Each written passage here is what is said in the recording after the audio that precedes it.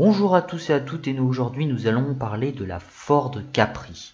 Notre histoire commence en 1964 où chez Ford naît une légende automobile, la Ford Mustang, qui avait l'avantage d'être belle, puissante, fiable et pas chère à l'achat. Avec la Mustang, Ford va exploser les ventes aux États-Unis et va donc décider de l'exporter hors des États-Unis et aussi du coup en Europe.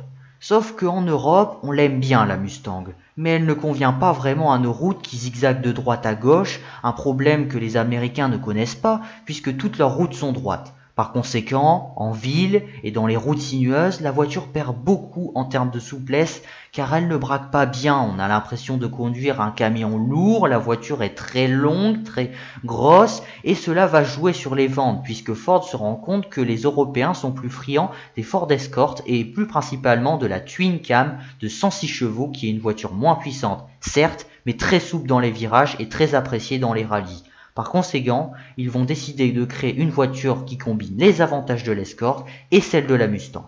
La Ford Capri était née. Et pour le design de la Ford Capri, ils décident de contacter le designer de la Mustang, Philip Clark. Début 1969, la Capri fait de nombreux tours dans les salons automobiles européens. La voiture utilise donc une base de Ford Cortina et propose différents types de motorisation allant du V4 au V6. La Ford Capri va bien marcher, elle sera vendue en Europe, en Australie, en Afrique du Sud, au Canada et aux États-Unis. Cependant, en Afrique du Sud, elle va faire quand même une carrière assez brève et aux États-Unis, les Américains préfèrent quand même la Ford Mustang malgré qu'elle va aussi très bien se vendre aux États-Unis. Si la Ford Capri plaît autant, c'est que comme beaucoup de Ford de la même époque, elle proposait une grande gamme d'options et de finitions. Ce qui veut dire que l'auto était très personnalisable et cela plaira beaucoup aux clients. Mais son plus gros atout était d'être un coupé fastback puissant et assez grand pour accueillir beaucoup de personnes à l'intérieur. Pourtant, Ford ne va pas s'arrêter en si bon chemin et ils vont aussi proposer des modèles très sportifs à ses clients, comme la 1600 GT de 88 chevaux pour 170 km/h, la 2300 de 108 chevaux pour 190 km/h ou bien la 3000 de 138 chevaux pour 198 km/h. Mais la plus sportive d'entre toutes, c'est elle. La Ford Capri 2600 RS était une voiture équipée d'un V6 2,6 litres en injection de 150 chevaux dépassant les 200 km/h. En termes de poids, elle est allégée à 1080 kg, voire 900 grâce à une carrosserie en fibre de verre et des vitres en plexiglas. Puisque à l'époque, vous pouvez aller chez Ford et demander à avoir une voiture de rallye préparée avec les sièges en baquet, un châssis sport allégé et des jantes Richard Grant. La voiture du coup obtient également 4 optiques ronds comme du coup toutes les versions Capri sportives. La 2600 RS est une voiture à la fois confortable, belle et joueuse, ce qui ravira les pilotes automobiles.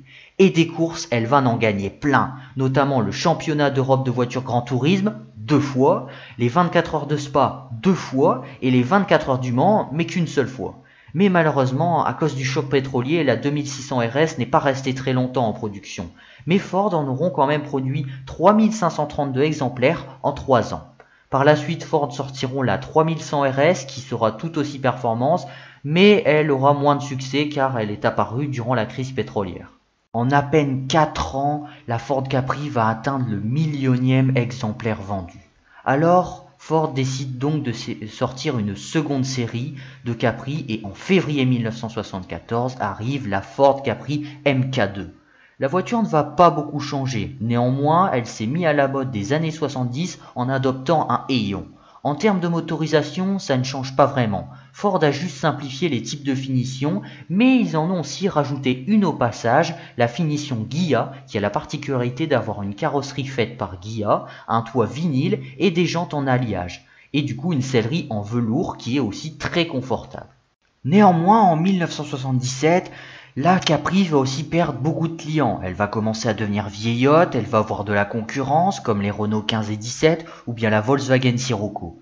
Et beaucoup d'usines vont arrêter d'en produire, notamment en Angleterre, mais aussi aux États-Unis.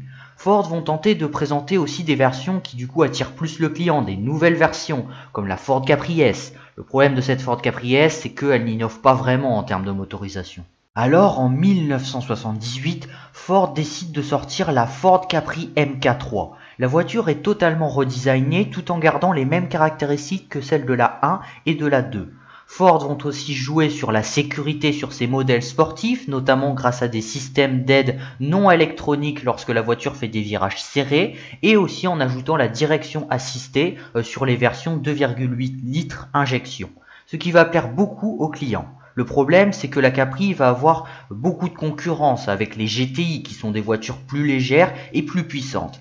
Par conséquent, cette troisième génération de Capri n'arrivera pas vraiment à faire remonter les ventes. Alors Ford vont décider de tout jouer sur le côté sport de la Capri, notamment en sortant la Ford Capri Tickford de 205 chevaux, la Ford Capri 2,8 litres injection de 188 chevaux ou bien les Capri Super GT et Super Injection.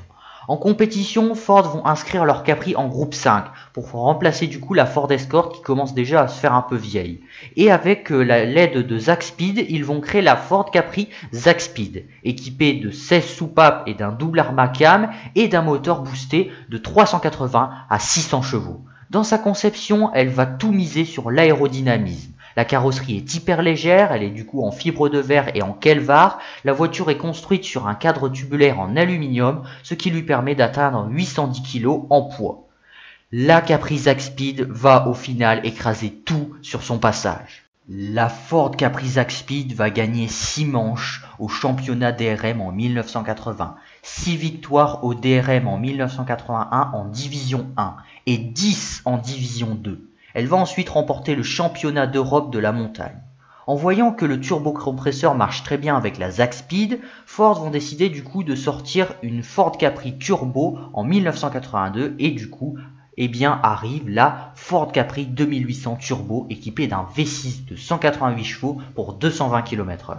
Pourtant, ça ne suffira pas à faire remonter les ventes de la Capri qui dans les années 80 commence à s'éteindre.